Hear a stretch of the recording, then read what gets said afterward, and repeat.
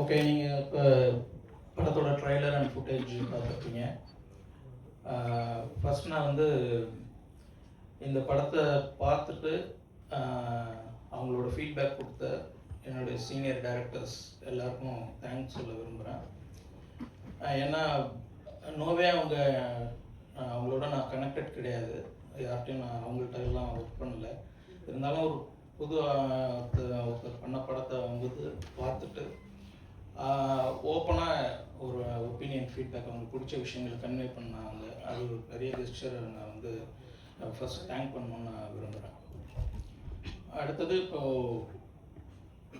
இப்போ இந்த ட்ரெய்லர் வந்து இன்றைக்கி ஈவினிங் 5 o'clock நாங்கள் அஃபிஷியல் ரிலீஸ் பண்ணுறோம். படம் வந்து அடுத்த வெள்ளிக்கிழமை 23ஆம் தேதி படம் ரிலீஸ் ஆகுது. இன்னும் ஒரு 4 நாள், ஆமாம் 4 நாள், மண்டே அன்னைக்கு மதியம் 3 மணிக்கு நம்ம வந்து ப்ரெஸ் ஷோவே படம் பார்க்க போகிறீங்க. இதான் இப்போ நீங்கள் படம் ஃபுட்டேஜ் பார்த்துருப்பீங்க. ஏதாவது உங்கள்கிட்ட கொஷின்ஸ் இருந்துச்சுன்னா நீங்கள் ஷூட் பண்ணலாம்.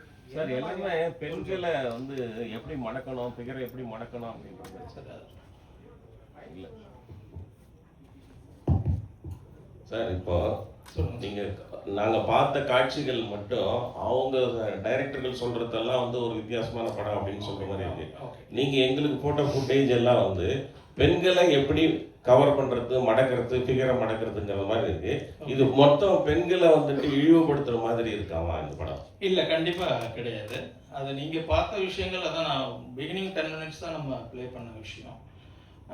அது வந்து ஒரு கேரக்டரோட அந்த கேரக்டரோட பர்ஸ்பெக்டிவ்ல அவன் பேசுகிற வசனங்கள் தான் அது சரியாக தப்பாங்கிறது வந்து நம்ம படத்தில் பேசியிருக்கோம். முக்கியமாக அதை பற்றி அதுதான் நம்ம அழுத்தமாக பேசியிருக்கோம்.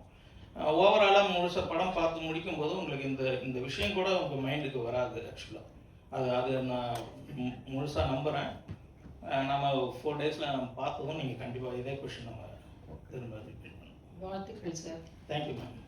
2005 காலகட்டத்தில் நீங்கள் எடுத்திருக்கீங்க, என்ன காரணம்? ரெண்டாவது இன்ஸ்பயர்ட் பை ரியல் லைஃப், ஏன்னா நீங்கள் தான் எல்லாமே கதை டைரக்ஷன் ஆஸ் வெல் அஸ் ப்ரொடக்ஷனும் பண்ணியிருக்கேன். ஸோ அது வந்து inspired by real life true இன்சிடெண்ட்டா? ஆமாம், அது என்னன்னாக்கா 2005 ஏன் அப்படின்னாக்கா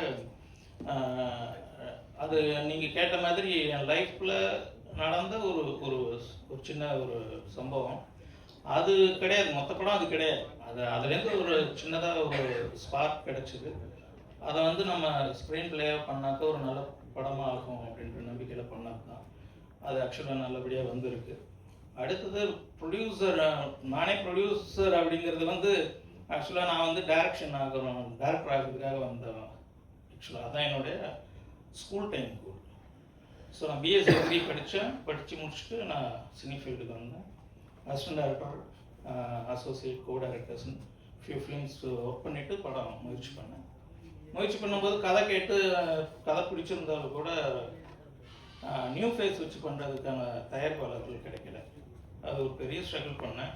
அப்புறம் எண்ட் ஆஃப் த டேயில் வேறு ஆப்ஷன் இல்லைன்றதுனால நானே வந்து ப்ரொடியூஸ் பண்ணுற மாதிரி ஆச்சு. அதுதான் வந்தது.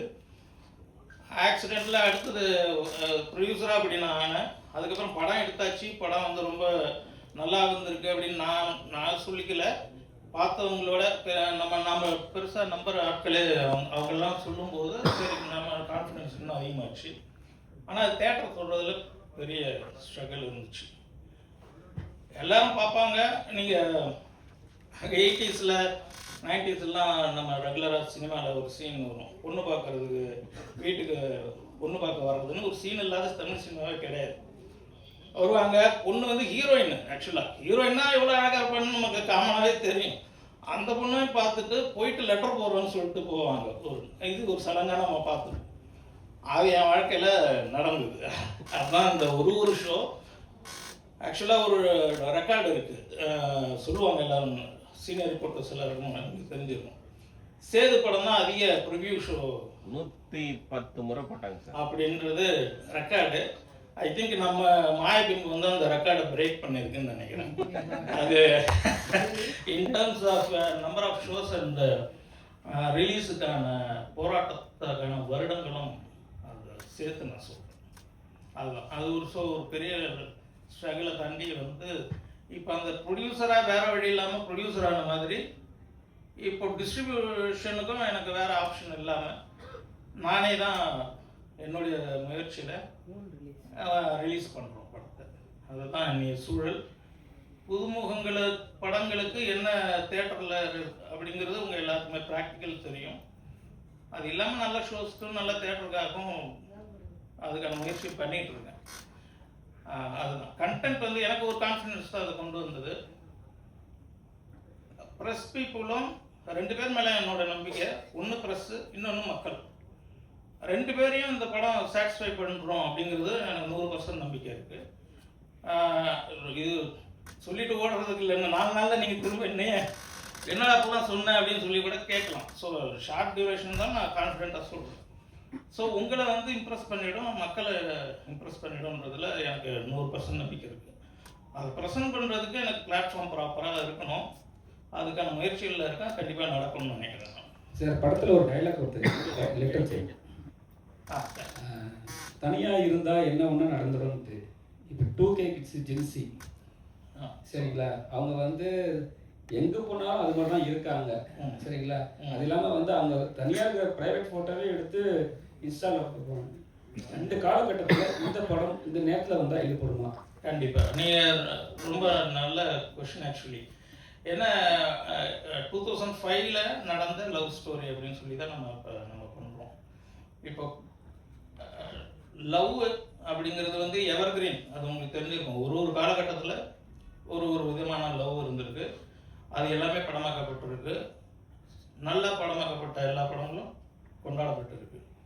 அந்த அடிப்படையில் நம்ம இப்போ இது பார்க்கும்போது இப்போ இருக்கிற ஜென்சி கிட் அப்படிங்கிறவங்களுக்கும் கனெக்டடான விஷயமா தான் இருக்கும். அது நல்ல விதமாக நான் சொல்கிறேன். இல்லை அவங்க கிண்டல் பண்ணுறதா கூட, டே இப்படிலாமாடா நீங்கள் வாழ்ந்தீங்க, இதெல்லாம் ஒரு பெரிய விஷயம்னாடா நீங்கள் பயந்துட்டு கிடந்தீங்க அப்படின்ற ஒரு விஷயம் இருக்கு இல்லைங்களா. அந்த விஷயமே அவங்கள கனெக்ட் பண்ணணும். அதுக்கப்புறம் அதில் இருக்கிற அந்த ஒரிஜினல் ட்ரூ லவ்னு ஒரு விஷயம் டீல் பண்ணிடுவோம். அது கண்டிப்பாக உங்களை இம்ப்ரெஸ் பண்ணுன்றது நான் நம்புகிறேன். இன்னொரு விஷயம், அந்த இப்போ ரொம்ப ஃபெமிலியரான அந்த கிரிஞ்ச் அப்படிங்கிற ஏரியாக்குள்ளே போகாமல் எமோஷனலாக இருக்கட்டும், ஒரு லவ்வாக இருக்கட்டும், அவங்கள கன்வின்ஸ் பண்ணுற மாதிரி நிச்சயம் இருக்கும்னு நான் ஃபீல் பண்ணுறேன். இந்த ஹீரோயின் ஸ்டார் இன்னைக்கு பிரஸ் மீட் பொறுத்தவரைக்கும் நீங்களாக வந்திருக்கீங்க. கொஞ்சம் ஸ்டார்ஸ் பண்ணிட்டா என்ன கொஞ்சம் யூஸ்ஃபுல்லாக இருக்கும். கண்டிப்பாக வர வேண்டியது இருக்கா, இல்லாட்டி ஆடியோ லான்ச் ஏதாவது வைக்கணும்? இல்லை, ஆக்சுவலாக என்னென்னா ஆடியோ லான்ச்ன்றது தான் ஆக்சுவலாக நடத்தணும். அது ஒரு பெரிய கனவு ஆக்சுவலாக எல்லாருக்குமே. எல்லா ஃபிலிம் மேக்கருக்கும் முதல் படத்தை ஆடியோ லான்ச்சுங்கிறது ஒரு மிகப்பெரிய கனவு. ஏன்னாக்கா ட்ரீம் கம்ஸ் ட்ரூ மொமெண்ட்டு அது அது வந்து நம்மளுக்கு வழக்கம் போல் நம்மளுக்கு எவ்வளோ விஷயம் நடக்கும் அந்த படத்துக்காக முயற்சியில். அது மாதிரி அது ஒரு விஷயமா என்னன்னாக்கா, இப்போ ஸ்டேஜில் யார் இருப்பா, ப்ரெஸ்ஸுக்கு வந்து ஆர்டிஸ்ட்லாம் இருந்தால் தானே பேச முடியும் அப்படிங்கிறது தான். இதுவே வேணான்னு தான் எல்லாருமே சொன்னாங்க. ஆக்சுவலாக ப்ராக்டிக்கல் நான் சில வருஷம் ஆச்சுன்னு நான் அவங்கள்ட்ட சொன்னேன்.